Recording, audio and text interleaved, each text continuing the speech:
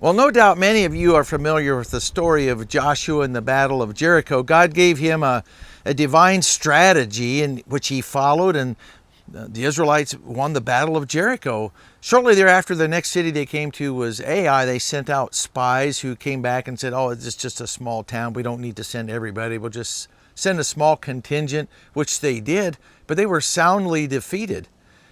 And when they inquired of the Lord, he said, "Well, there's sin in your camp," which they had to deal with.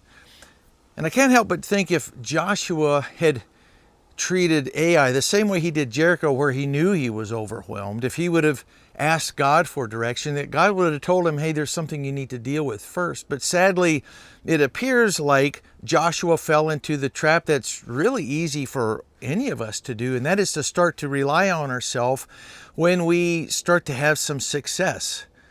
I got this and we're on a roll kind of a thing. Well, David actually had a different situation. He asked God for direction. God gave him military advice.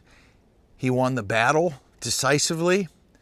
And a short time later had another battle at the same spot. And it would have been easy for David to say, "Hey, we're on a roll. We got this." Or even, "Well, God gave us a battle plan before. I'm sure it's the same one." But he didn't. He asked God. And this time God gave him a completely different set of directions, which he followed and won that battle. And I have to wonder if David would have phoned it in, just said, "Well, we got this one," if it probably would have turned out very differently. And here in America, there's many of us that are filled with like a humble gratitude of the recent win with Donald Trump. And it's easy to kind of feel like, "Hey, we're on a roll, let's do this." And excitement is good. There's hope for the future.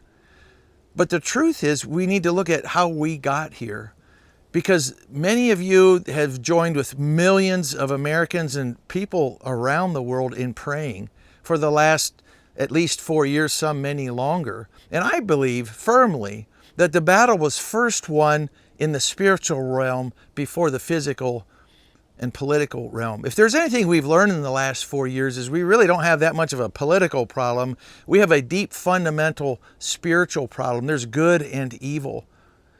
And I believe that it's the prayers of the people listening to God and then praying, decreeing, declaring what he said that provided both the turnout of people to vote and the strategies to help prevent another steal. And what brought us here is what will lead us forward.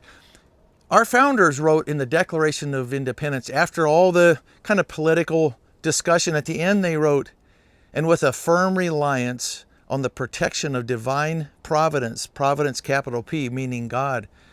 They recognized everything hinged on God, dependence on God. And what got us started and what brought us to this point is the same thing that will lead us forward, the same thing that will save America. Your prayers, your prayer support is like air support, providing the strength and intelligence for the people on the ground. America shall be saved. Welcome to the Great Awakening.